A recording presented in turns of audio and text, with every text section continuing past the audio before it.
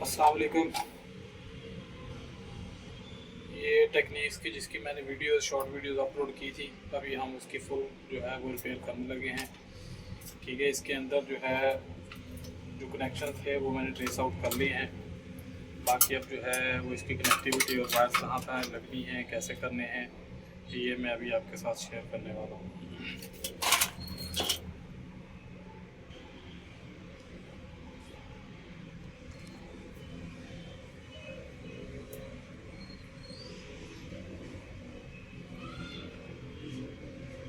आप में कुछ लोग ऐसे होंगे जो शॉर्ट वीडियोस को पसंद करते हैं। ये वीडियो उनके लिए नहीं है, क्योंकि ये वीडियो लंबी होने वाली है। वो लोग जो इस चीज़ का शौक़ रखते हैं, जो नए इस काम में, जिनको इस काम में मज़ा आता है, काम करने का दिल करता है, ये सिर्फ उन लोगों के लिए वीडियो है। बाकी जो मैकेनिक हजरात हैं, जो उस्ताद हैं, उनको पता है कि ये क्या काम हो रहा है, ये काम कैसे किया जाता है इसका।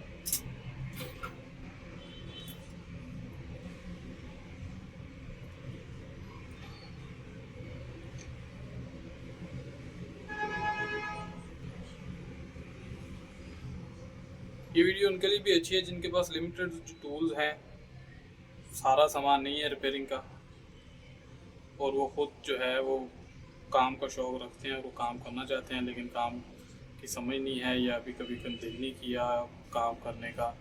दिल करता है लेकिन मौका ना मिला। तो ऐसे भाइयों के लिए ये वीडियो बड़ी कारआमद होने वाली है। मेरे पास जो स्लीव्स हैं, श्रिंकेबल ट्यूब्स कह लें आप, ये स्लीव्स कह लें, मैं उन्हीं का भी इस्तेमाल करूँगा।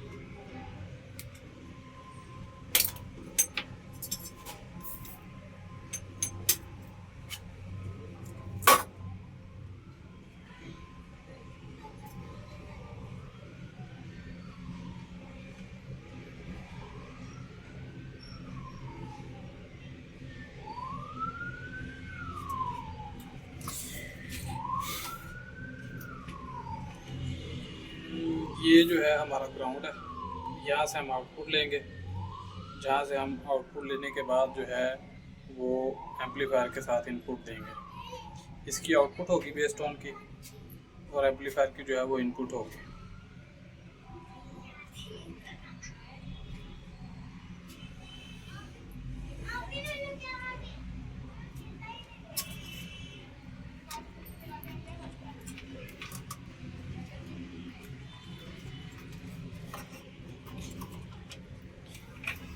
ये बाय द वे मैं आपको बताना भूल गया, मैंने वो जो व्लॉग बनाया था, छोटी एक क्लिप बनाया था, उसके अंदर मैंने बताया था ये है डुअल पॉट। इसके अंदर जो है ये 20 kb का है, और ये जो पीछे है ये 100 kA का है। तो एक जो है वो लार्नेस के लिए इस्तेमाल होगा, और दूसरा जो है वो इसकी आउटपुट है।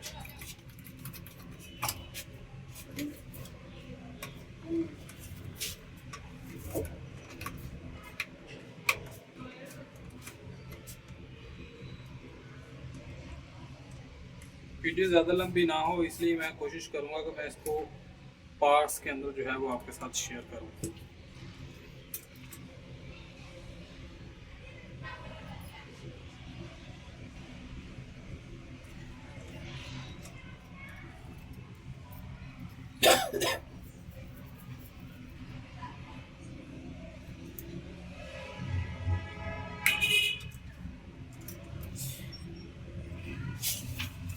अगर आप सर्विस मैनुअल देखें तो इसके ऊपर मैंने पहले वो शॉर्ट क्लिप के अंदर बताया था कि इसके अंदर हम जो है वो C401 के जो कैपेसिटर है वहाँ से हम इसकी आउटपुट लेंगे, ठीक है।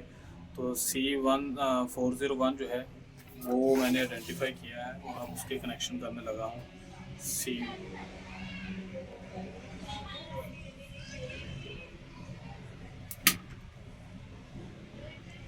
ये थोड़ी सी मुझे लंबी काटनी पड़ेगी क्योंकि C401 और C402 जो है वो दो डिफरेंट जगह पर पड़े हुए हैं कैपेसिटर्स।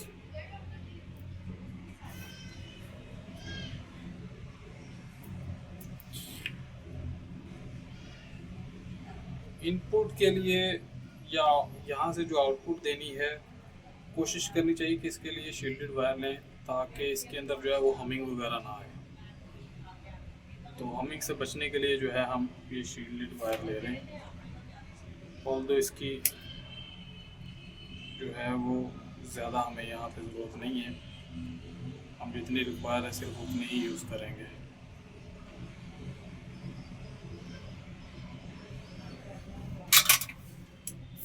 आप लोगों का अगर कोई सवाल हो तो आप कमेंट सेक्शन में पूछ सकते हैं। कोशिश यही होगी कि मैं जवाब ना दूँ, लेकिन फिर भी किसी के इसरार पर मैं दे सकता हूँ जवाब।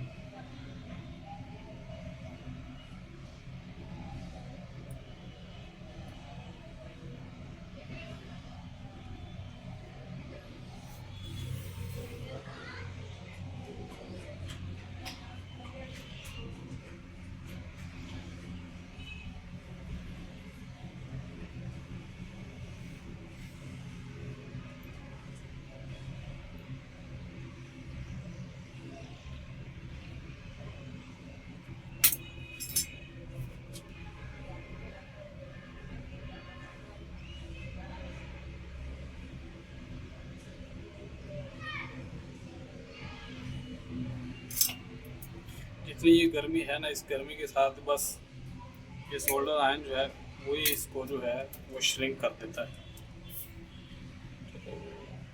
मेरा नहीं ख्याल इसके लिए हीट गन की ज़रूरत है। कुछ लोग लाइटर का इस्तेमाल करते हैं, अपना अपना तरीका है जो जिसे ज़्यादा अच्छा लगे।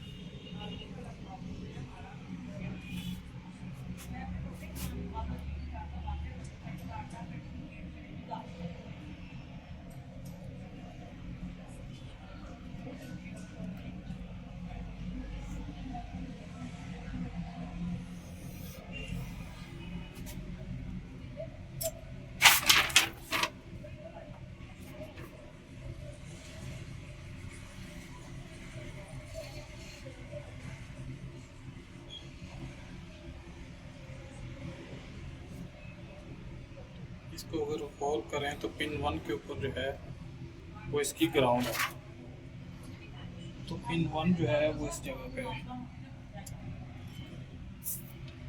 तो हम यहाँ पे इसकी ग्राउंड लगा देंगे। ये स्लीव मेरे से बाहर निकल आई है, खैर मसले वाली ज़्यादा बात नहीं है।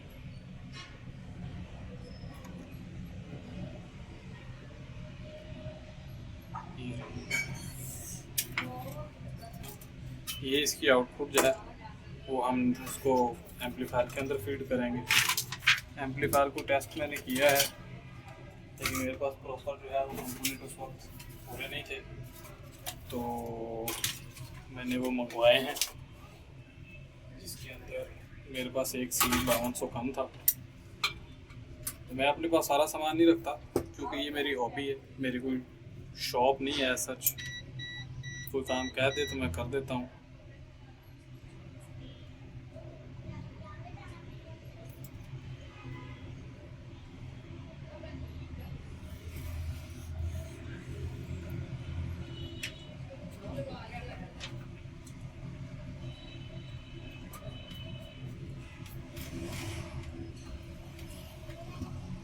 ये मैंने पहले से इसके ऊपर कट लगाए हुए थे, और वो जो कट हैं वो अब इसको बैंड करने पे वो कट हो गई है इसकी। अच्छा, ये C5200 है, ये अभी वर्किंग में है, ये C5200 ठीक कर रहा है। अगर आप गौर से देखें तो जो रीडिंग है वो इस वक्त आ रही है 493, ये कलेक्टर की है। जो इमीटर होगा उसकी 498। इमीटर की हमेशा जो है वो थोड़ी सी ज़्यादा होगी। इसको एक दफ़ा चेक कर लें कहीं ये शॉर्ट तो नहीं, तो ये शॉर्ट शो कर रहा है, इसका मतलब है कि ये हमसे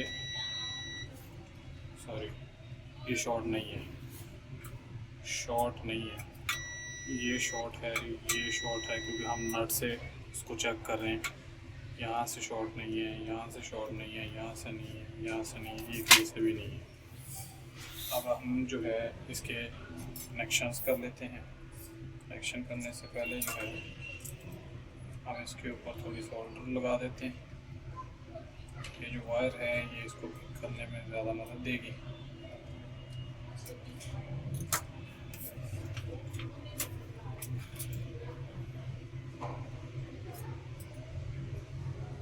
ये कनेक्शन एक यहाँ पे हो गया, ये कनेक्शन यहाँ पे हो गया।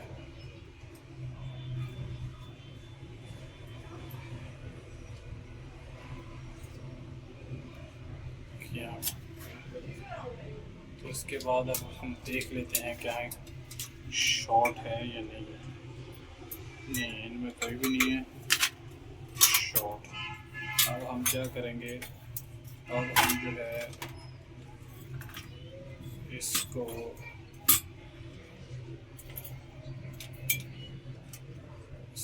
एम्पलीफायर को हम यहाँ पे रखेंगे,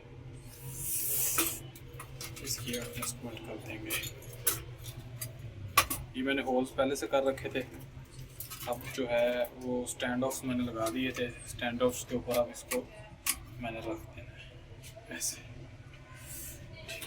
अब स्टैंड ऑफ्स के बाद इसके ऊपर हम इनके जो है स्क्रू लगा देते हैं।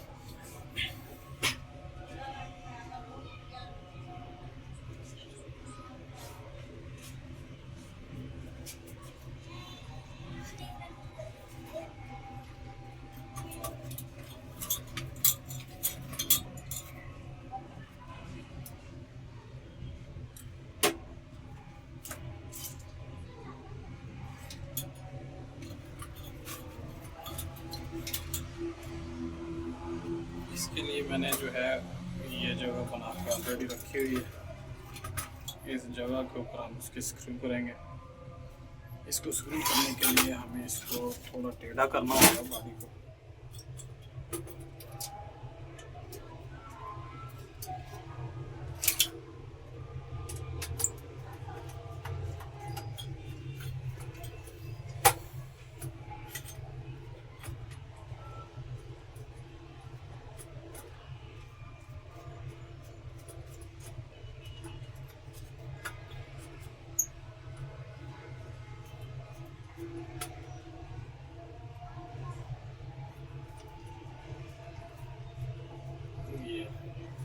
साइड हो गई, अब हम इसके ऊपर दूसरी साइड को लगा देंगे।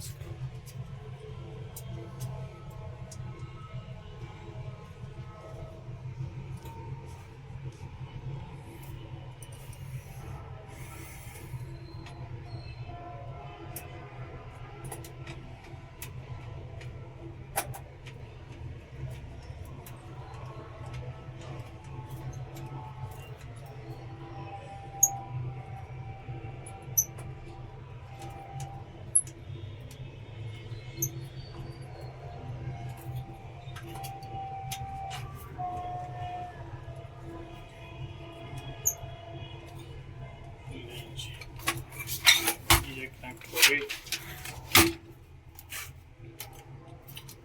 अब जो है ये 30/30 जो है, इसके लिए मेरे पास जो है ये ऑलरेडी हमें इसको सोल्डर करने की ज़रूरत नहीं है। ये जो वायर है इसको डायरेक्टली जो है इन कनेक्टर्स के साथ लगा दें। ये स्क्रू टर्मिनल जो होते हैं, स्क्रू टर्मिनल्स के साथ आप डायरेक्टली इसको लगा सकते हैं, तो ये कहीं नहीं जाने वाले। हर एक का अपना तरीका है। कुछ इसके ऊपर फिर से वही बात, कुछ लोग इसके ऊपर वो जो थिम्बा लगा लेते हैं, कॉपर लग जिन्हें बोलते हैं, कुछ जो है वो सोल्ड करके भी लगा देते हैं। लेकिन ये जो कि अच्छे वाले वो स्क्रू टर्मिनल ब्लॉक्स हैं, ये कोई लोकल मेड जो है एम्पलीफायर तो है नहीं। ये सारे के सारे मेरे पास जितने भी पड़े हैं ये इम्पोर्टेड हैं। कुछ सर्किट्स मैंने खुद ड्रा किए हैं, कुछ जो हैं वो ऑलरेडी मिल जाते हैं, तो अली बाबा और ये वो उसके ऊपर मौजूद होते हैं। अजान का वक्त है, अजान सुन लेते हैं, बाकी जो है वो लोग वो हम बाद में कंटिन्यू करेंगे। Welcome back after a short break. Although ये शॉर्ट ब्रेक नहीं है, मैंने ब्रेक के बाद अज़ान का चूँकि वक्त था तो उसके बाद मैंने इस पर काम नहीं किया। चूँकि ये मेरी हॉबी है तो मैंने पार्ट टाइम में करना था, तो कुछ अर्जेंसी की वजह से मैं ये ना कर सका, लेकिन उसके बाद फिर मैंने इसको कंप्लीट कर दिया। अभी कंप्लीट करने के बाद मैं आपको अगर पूरी इसकी डिटेल बताऊं तो एम्पलीफायर तक मैंने आपको बता दिया था। एम्पलीफायर मैंने कर दिया था कनेक्ट, ठीक है। एम्पलीफायर कनेक्ट करने के बाद इसको जब टेस्ट किया तो इसका गेन कम था। गेन को इंक्रीज़ करने के लिए मैंने गेन बूस्टर बनाया, ठीक है। गेन बूस्टर बनाने के बाद जो है मैंने इसके कनेक्शन कर दिए। अब कनेक्शन किस तरह किए, ये इसका सर्विस मैन्यूअल है, ठीक है। अगर आप इसमें देखें तो ये जो वॉल्यूम पॉट है वहाँ से जो है आउट हो रहा है, आउटपुट सेलेक्टर वहाँ से आउटपुट हो रही है, जो ये जो कैपेसिटर लगा है C401 और C402 इसके थ्रू। तो यहाँ से मैंने इसको फीड कर दिया है पावर एम्पलीफायर के अंदर। यहाँ पे यहाँ तक मैं आपको बता चुका था। अब ये जो गेन बूस्टर है, गेन बूस्टर मैंने कहाँ पे फीड किया है? गेन बूस्टर जो है मैंने ये जो सिलेक्टर स्विच है मैंने इसके दरमियान और इसके बाद जो ये आगे फीड करेगा सिग्नल जो है ये लाउडनेस स्विच के लिए या स्टीरियो मोनो जो स्विच है पुश बटन उसके लिए, तो सिलेक्टर स्विच और बेस टोन के दरमियान जो है मैंने ये गेन बूस्टर लगाया। इसके गेन के साथ इसकी आवाज़ और इसका पंच उस पर कोई फ़र्क नहीं आया। आवाज़ थोड़ी इंक्रीज़ हो गई है जितनी एक एम्पलीफायर की होनी चाहिए उतनी, और इसका जो बूस्टर हमने लगाया है उसके अंदर कोई नॉइज़ वगैरह भी नहीं है, सारा कुछ ओके है। ये पीछे जो है अगर आप RC सॉकेट्स देखें तो RC सॉकेट्स के ऊपर मैंने कुछ जो है PF लगा के कुछ रेजिस्टेंस वगैरह लगा के ना एक सर्किट बनाया है। ये जो है ये सप्रेशन के लिए इस्तेमाल होगा। पीछे से कोई इनलाइन में DC वोल्टेज वगैरह आ जाते हैं तो वो इफ़ेक्ट ना करें इसके ऊपर, एक तो इसलिए होता है। दूसरा अगर उसके अंदर कोई नॉइज़ वगैरह आ रही है तो ये नॉइज़ को ख़त्म कर देगा, फ़िल्टर कर देगा। इसका कोई इफ़ेक्ट नहीं जाता साउंड पे, क्योंकि ये काफ़ी जो है वो मोर देन 3.6 हर्ट्ज़ के ऊपर जो है ये उन फ्रीक्वेंसीज़ को होल्ड कर रहा होता है और इसका ऑडियो फ्रीक्वेंसीज़ के ऊपर कोई फ़र्क नहीं पड़ता। इसके बाद ये एक छोटा सा मुझे चिप मिला था, ये एक्सपेरिमेंट के तौर पे मैंने इसमें लगाया। ये एक चीप किस्म का बोर्ड है, इतना अच्छा और मौसर नहीं है। ये कहा तो इस पर स्टीरियो जाता है, लेकिन अगर आप इसको गौर से देखें तो इसकी आउट राइट और आउट लेफ़्ट इन दोनों ने वो ग्राउंड वो मिला दिए, दोनों आपस में टच कर दिए। तो ये स्टीरियो नहीं है, ये बेसिकली मोनो है। और ये हर पावर ऑन के बाद जो है मोबाइल के साथ दोबारा से रिकनेक्ट करना पड़ता है। ये अपनी जो है वो IP कह लें या इसकी वो जो ब्लूटूथ का जो एड्रेस है वो बार बार रिपीट करता है, जिसकी वजह से पहले वाले के ऊपर ही इसको दोबारा से कनेक्ट करना मुश्किल है, वो होता ही नहीं। अच्छा, इसके बाद इसके बायस की बात करें, इसका बायस जो है वो मैंने सेट किया है। ये ऊपर अगर आप वो ब्लू कलर के पोर्ट्स देख रहे हों तो उससे पता चल जाएगा। उससे पहले मैं आपको इसका वोल्टेज बता देता हूँ कि इसके ऊपर इस वक्त कितने वोल्टेज आ रहे हैं, ठीक है, ये मीटर है। अगर मैं एक हाथ से मोबाइल पकड़ूं और एक से इसको चेक करवाऊं तो अगर आप देखें तो ये 36 वोल्ट, और ये अगर मैं यहाँ पे चेक करवाऊं आपको,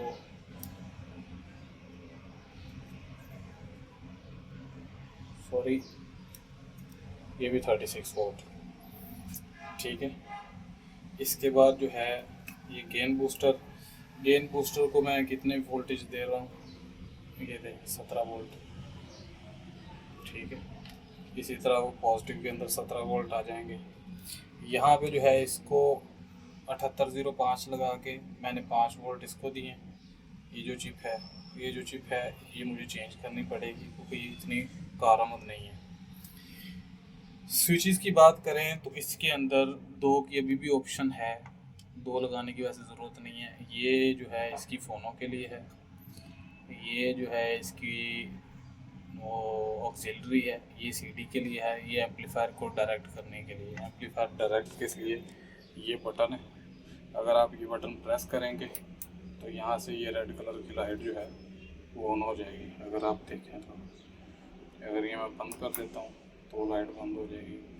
ये येलो कलर की एलईडी जो है ये पावर के लिए, ये इसकी अपनी थी, इन्हीं को मैंने कंटिन्यू किया। इसका अगर मैं बायस आपको चेक करवाने की कोशिश करता हूँ, क्योंकि वो ऐसे होगा नहीं टेस्ट मोबाइल से, या एक काम करता हूँ, जो काम इजी है वो मैं आपको बता देता हूँ। इसके डीसी के ऊपर जो है हम वोल्टेजेस चेक कर लेते हैं। तो डीसी वोल्टेज चेक करने के लिए ये मैंने एक क्लिप लिया है,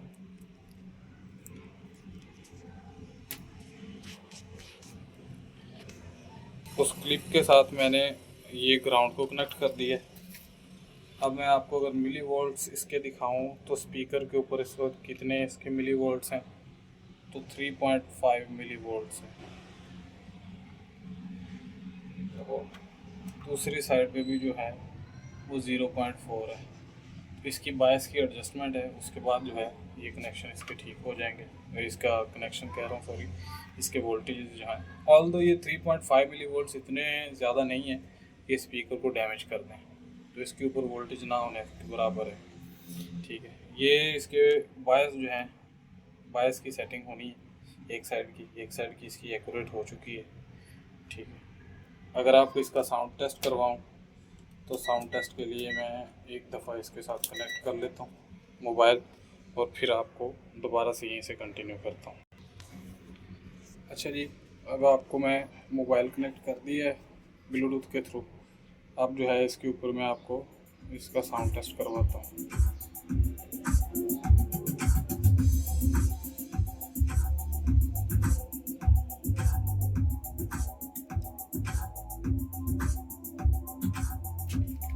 ये देखिए ज़रा,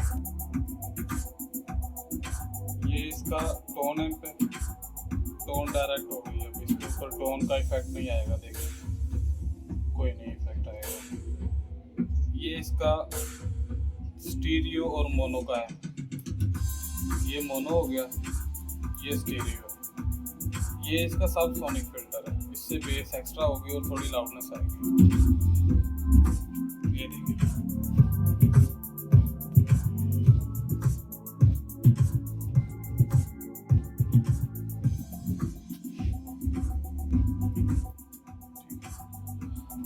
अभी इसका मैं आपको बेस टोन एक्टिव करता हूँ। बेस टोन एक्टिव कर दी, ये बेस एक्स्ट्रा हो गई, ये बेस कम हो गई। ये इसकी ट्रेबल है, इसकी टोन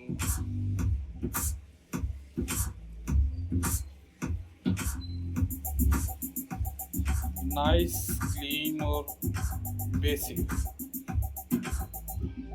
बहुत ही अच्छा साउंड है इसका। वो जो बायस एडजस्टमेंट थी वो मैंने कर दी थी, मैं बताना भूल गया आपको। बायस एडजस्टमेंट मैंने इसकी कर दी है, वोल्टेजेस इसके पूरे करती है। जो 10 मिली वोल्ट्स के थे वो बायस पे एडजस्ट कर दिए हैं, दोनों साइड अब इक्वल हैं। तो अब इसको थोड़ी देर के लिए चलने देते हैं। आप मज़ीद इसका सॉन्ग एक दफ़ा सुन लें। ये आवाज़ इसकी जी,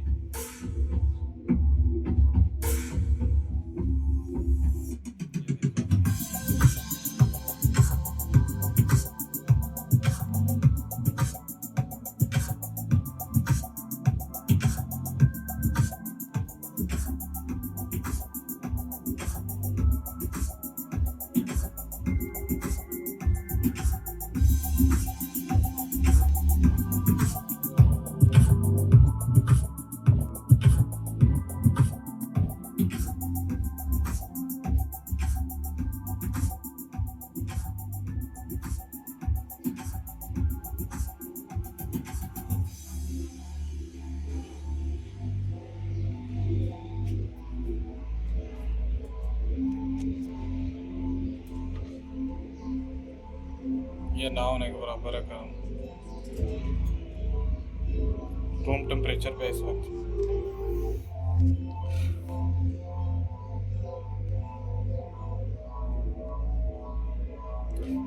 सिर्फ बॉडी थी, ये सॉकेट्स थी, वो वाली सॉकेट्स थी, और इसके बाद ये जो है ये इसकी एलईडीज वो भी ओरिजिनल है।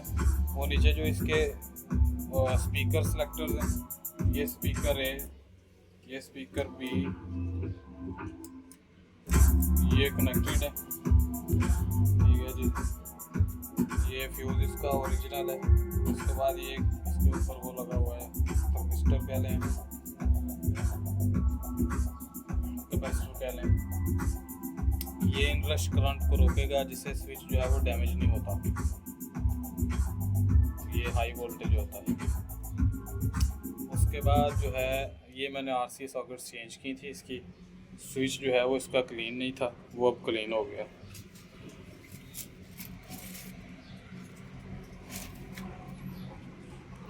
अच्छा जी, अब हमें दें इजाज़त। अगले किसी प्रोजेक्ट के साथ आपसे दोबारा मुलाकात होगी। तब तक के लिए अपना ख्याल रखें। अल्लाह हाफ़िज़।